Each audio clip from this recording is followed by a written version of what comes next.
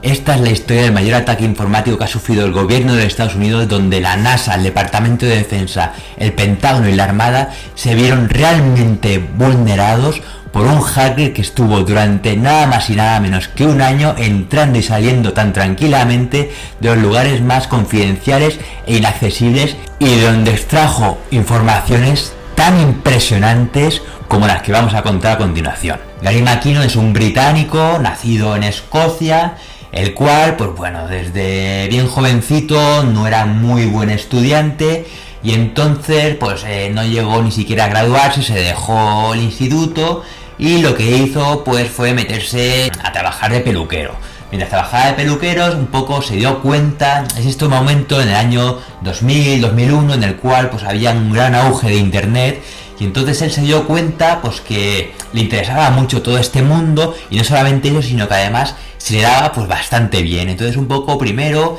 en su casa iba probando cosas, iba realizando algunos tipos de programación, y poco a poco pues fue un poco teniendo pues mayor nivel, mayor aprendizaje, hasta el punto en el cual hizo algún curso y trabajó incluso de administrador de sistemas. Entonces empezó un poco a tontear con este mundillo de los hackers, de colarse pues en páginas en las cuales no tenía autorización, de romper barreras de seguridad, de encontrar brechas en los sistemas de seguridad de empresas, ¿no? Y él, en los mundos estos de los hackers de internet, pues se le hacían llamar Solo. Gary McKinnon pues era un gran apasionado del mundo ufológico, de los ovnis, de los extraterrestres, y él realmente pensaba pues que los gobiernos pues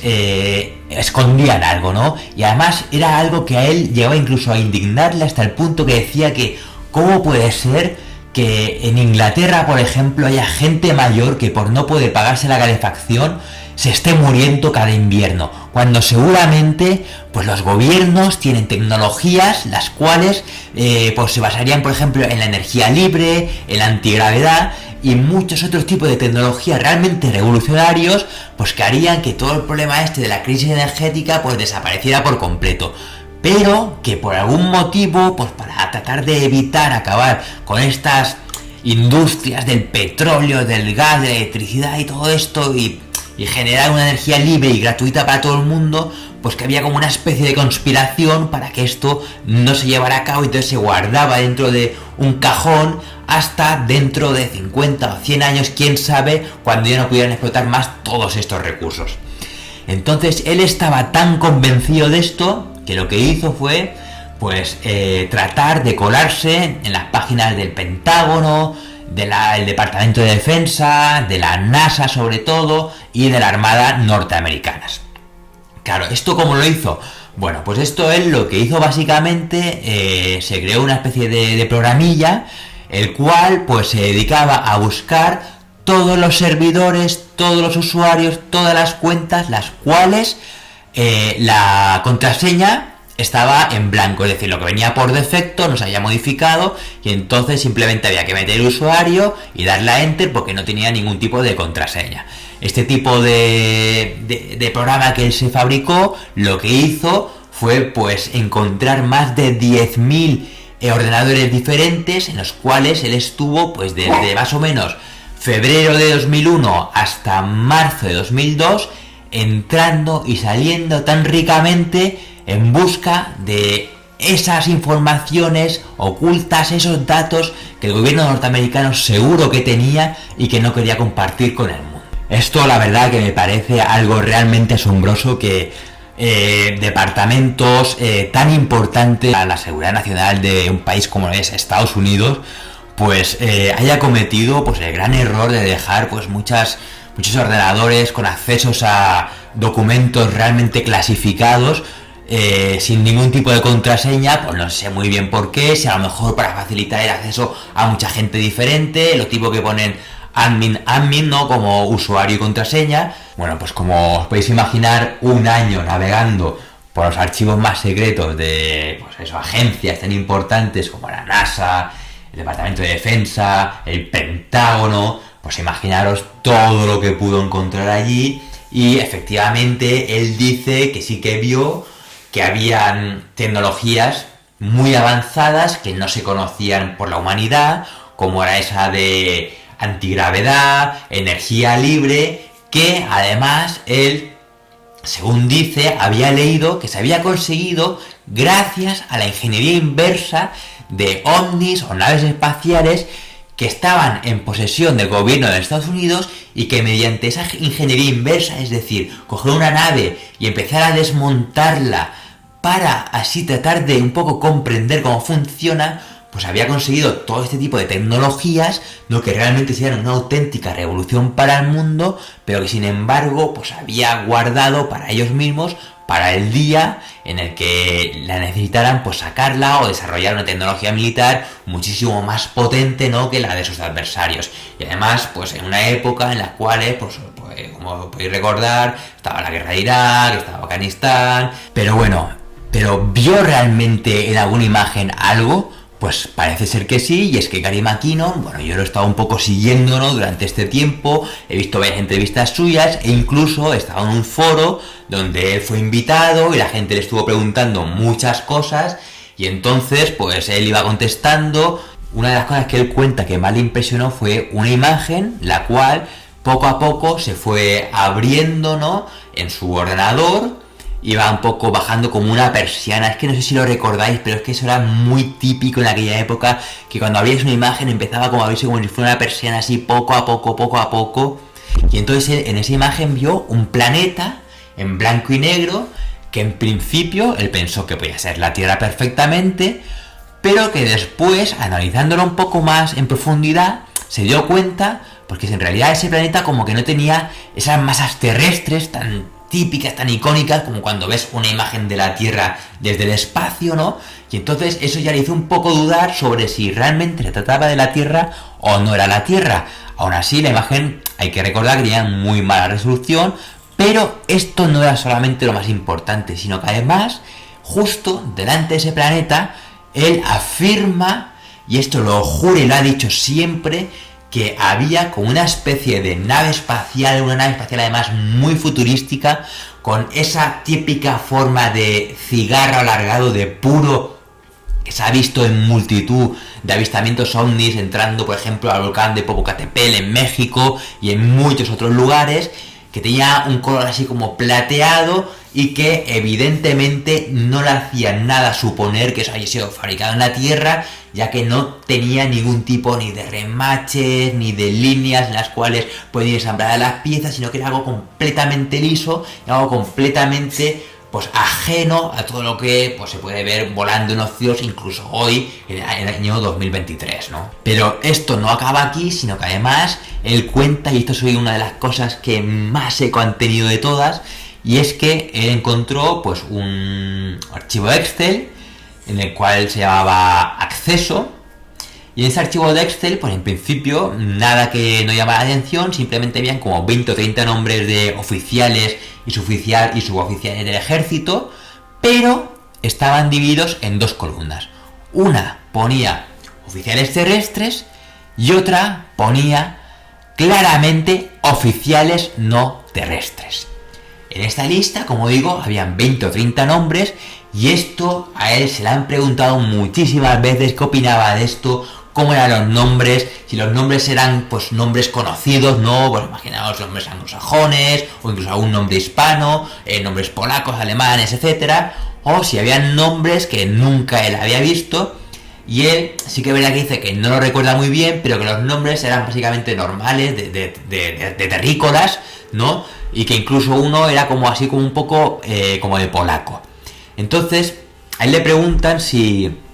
él cree que esos oficiales no terrestres eran extraterrestres que estaban en el ejército de los Estados Unidos, pues realizando algún tipo de misiones, o si por el contrario eran oficiales terrestres que estaban de misión en el espacio, no realizando algún tipo de exploración espacial, en campaña con otros planetas con los cuales podríamos ser aliados de alguna manera. Y efectivamente él dice que para él la impresión que le dio es que eran oficiales de aquí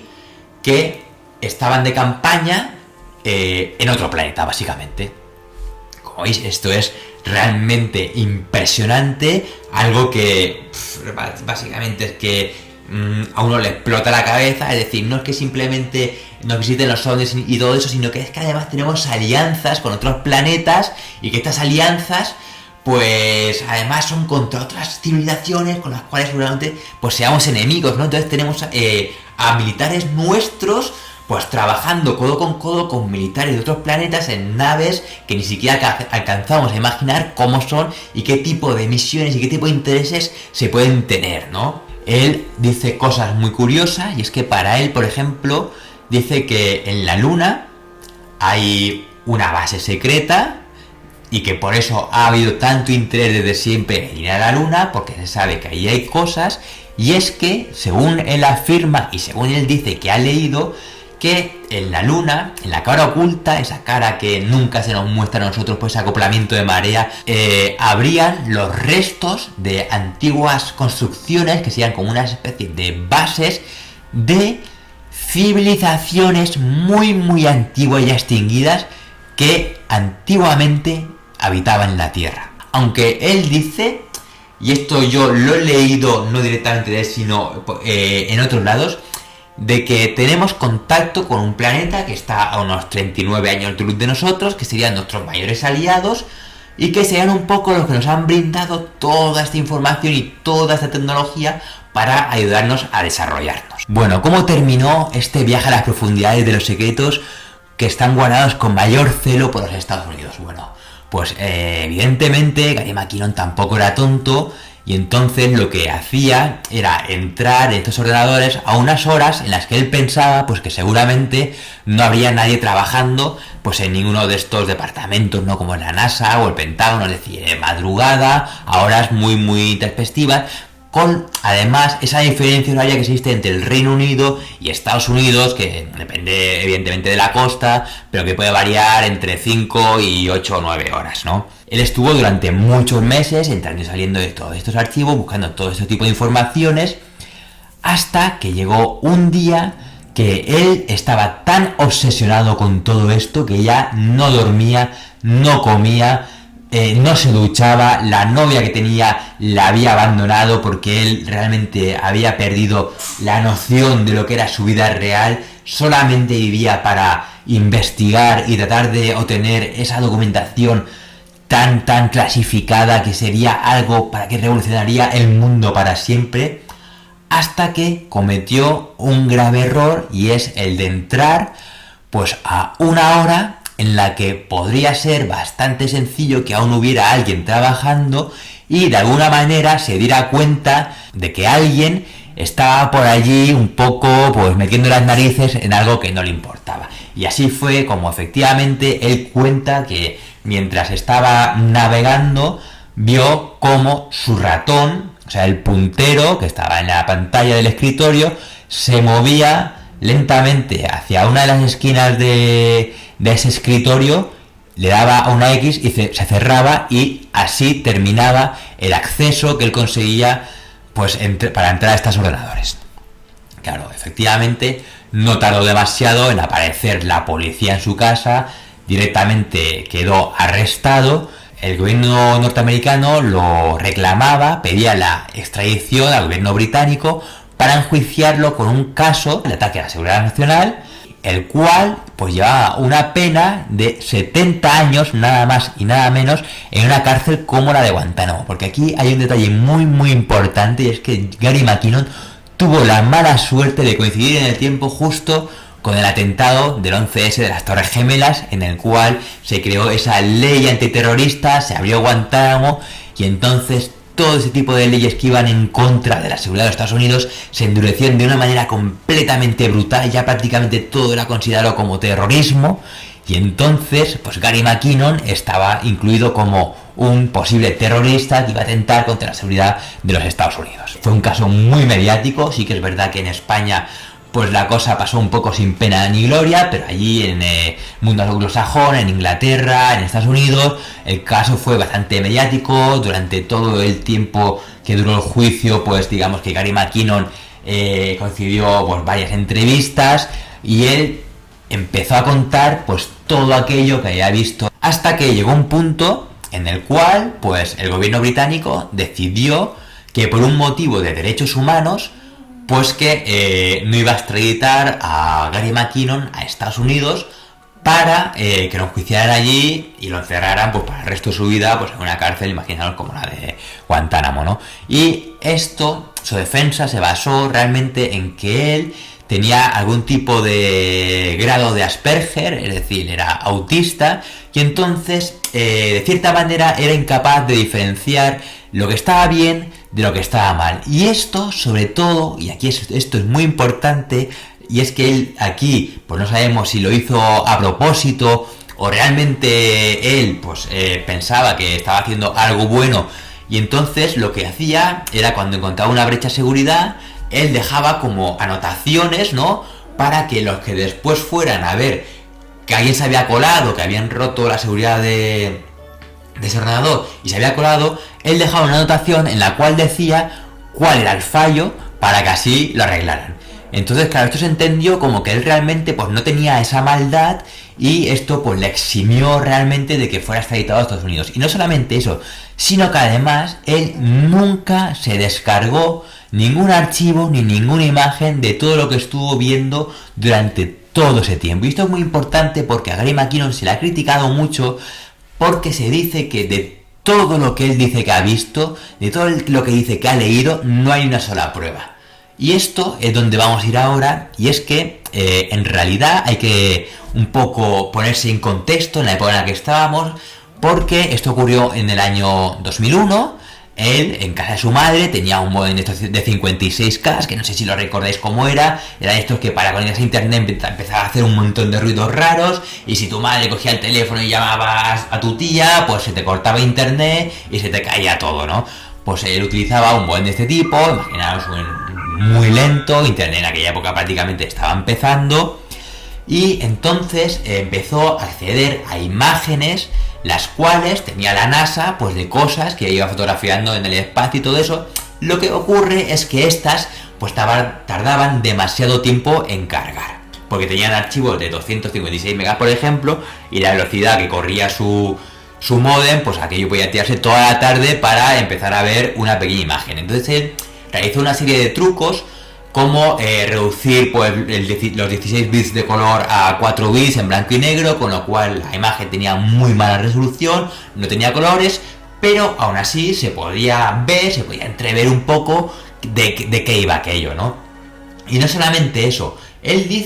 alega un poco que no se descargó ninguna imagen porque la NASA pues tenía unos tipos de archivos de imágenes que no eran ni JPG, ni PNG, ni nada para el estilo, sino que era una encriptación propia, y que él estuvo tratando durante mucho tiempo de esa encriptación, desencriptarla, para poder ver pues en su ordenador esas imágenes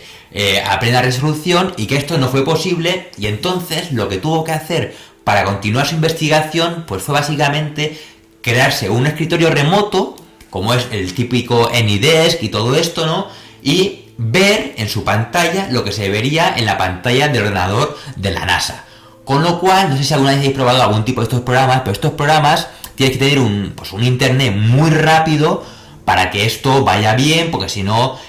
cuando tú mueves el ratón, eso a los 10 segundos se mueve, y entonces es prácticamente imposible trabajar de esa manera. Entonces, claro, cuando él empezaba a ver los archivos y todo eso, pues las imágenes empezaban a abrirse, y como él realmente está viendo la pantalla de un ordenador que está en Estados Unidos, pues tenía que hacerlo a horas en las que no hubiera nadie trabajando, porque no, obviamente le iban a pillar, y aquí iban a ver allí que el ratón se movía solo y abría archivos y los cerraba y todo este tipo de cosas. Gente le ha preguntado, por ejemplo, por qué no hizo una captura de pantalla, y él dijo que pues él básicamente dijo que eso no lo podía hacer porque el programa que lo utilizaba pues no permitía eso. Eso, de cierta manera, yo me lo puedo creer, y voy a explicar por qué. No sé si alguna vez habéis intentado con el móvil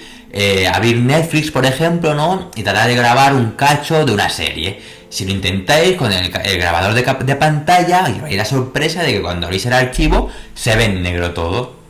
Con lo cual, digamos que el móvil y Netflix de alguna manera detectan que tú estás haciendo captura de pantalla o grabando la pantalla, y entonces esa función se vuelve completamente inútil y no te deja grabar nada. Pues claro, ¿cómo no va a tener esto la NASA, por ejemplo, hace 20 años? Recordar que la tecnología militar está adelantada a la tecnología civil más de 30 años. Entonces, claro, imaginaros que la NASA de alguna manera podría pensar que podrían ser atacados y entonces ellos realizaron este tipo de programa, ¿no? Para que no se pudiera grabar desde ningún sitio para evitar filtraciones pues al exterior. Yo creo que esta sería una explicación muy buena de por qué no existe un material gráfico. Y él además dice también que, por ejemplo, no se podía descargar los archivos porque eso, digamos, que hubiera hecho saltar todas las alarmas de que hay como una especie de migración de datos, ¿no? Hacia fuera de ese departamento, hacia fuera de esa agencia, incluso hacia fuera de ese país, con lo cual, pues seguramente a la semana o a las 2 semanas de estar navegando lo hubieran descubierto. Y además, no solamente esto, es que además Gary McKinnon dejó sin funcionar la web del Departamento de Defensa durante nada más y nada menos que una semana. O sea, es que el destrozo que hizo en todas esas agencias fue realmente brutal. Y es que donde quiero también incidir es que, vamos a ver, Gary McKinnon lo pedía el gobierno de Estados Unidos para enjuiciar los 70 años en Guantánamo. Vamos a ver, si Estados Unidos quería llevárselo allí y meterle un juicio a la defensa nacional y de terrorismo y todo esto, es porque ellos sabían que había visto cosas que no podían salir de allí.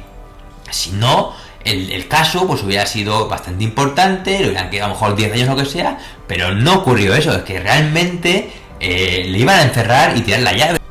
Porque además Gary McKinnon también cuenta cosas, pues como por ejemplo que le perseguían, que he tenido muchas reuniones, pues tanto como con, imaginaos,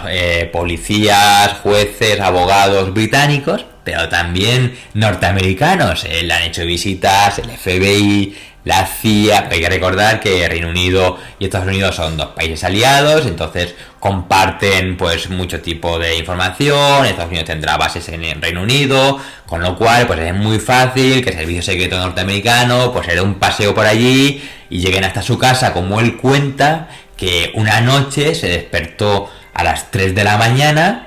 como mareado, como si estuviera un poco drogado, porque algo le había pinchado en el tobillo. Entonces él un poco dice que era como que se había despertado de un sueño muy profundo y que se vio como una aguja clavada en el tobillo y que inmediatamente, sin poder remediarlo de ninguna manera, pues cayó de nuevo como un inmenso sueño, un profundo sueño, y que al despertar pues tenía como una herida en el tobillo. Esta herida, él dice que ha intentado sacársela, abrírsela, ha pasado un detector de metales, un detector de radiofrecuencia y que no ha encontrado nada y que ha visto como una especie de callo que tenía interno, poco a poco pues ha ido un poco subiendo por la piel y casi implantarse en el hueso y que nunca se lo ha podido extraer de ninguna manera, pero que tampoco ha visto que sea nada tecnológico porque si no él lo hubiera detectado, ¿no? Gary McKinnon, vosotros pensáis que durante 10 años estuvieron detrás de él para tratar de llevarse a Estados Unidos. Y yo, por ejemplo, se me ocurren cosas tan de película, ¿no? Que perfectamente pueden haber aparecido una madrugada en su casa, haberle pinchado, meterlo en un maletero, en un avión y despertarse en Florida al día siguiente, por ejemplo, ¿no? Pero esto nunca ocurrió. O, por ejemplo, que lo hubieran matado, ¿no? Por tener una información sensible que pudiera pues dañar gravemente al país y todo este tipo de cosas, pero él dice que bueno, que sí, que se notaba perseguido, que durante horas le perseguían furgonetas y que poco a poco esto fue un poco alargándose en el tiempo hasta que llegó un momento en el cual él se sentía como que ya se habían medio olvidado de él. Al final, Gary McKinnon sigue teniendo esa orden de extradición, entonces él no puede salir de Inglaterra bajo ningún concepto, ya que pues, si pisa otro país puede tener unas leyes completamente diferentes a las de Inglaterra y entonces se reanudaría otra vez todo ese proceso y entonces sí que podría acabar en Estados Unidos. Esto, por ejemplo, le pasó a Assange, ¿verdad? Que está cerrado pues en esa embajada y no podía salir de allí porque en el momento que pisara la calle pues directamente sería detenido.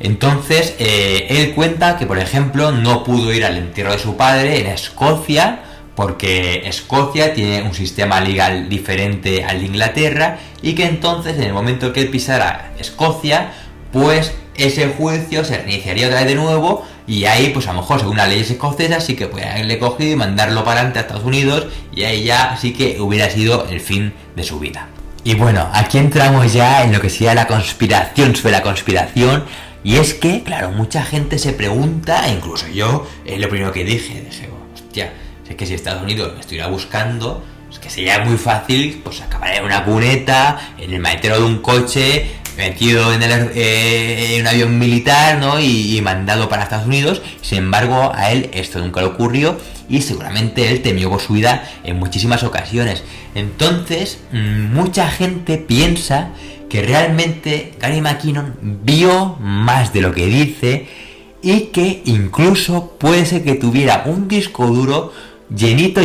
de información, pues que podría caer en manos de países que no son para nada aliados de Estados Unidos,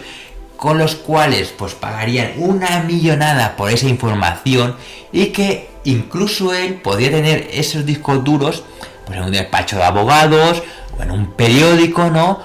Yo tengo miedo de que, pues eso, de acabar en un contenedor descuartizado o que nunca más me encuentren. Y entonces, para que esto no me ocurra ni a mí ni a nadie de mi familia, pues voy a tener esto aquí, por si acaso me pasa algo, que al día siguiente se publique en todos los medios. ¿Vosotros qué pensáis? ¿Creéis que la historia de Gary McKinnon es verdad? ¿Creéis que realmente vio todo lo que él cuenta? ¿O incluso puede ser que viera más cosas y que las tiene guardadas y que quizá algún día todo esto vea la luz? Dejádmelo en los comentarios porque me encantaría saber qué pensáis de todo esto. Muchísimas gracias y nos vemos en un nuevo programa de Acertijos en la Oscuridad.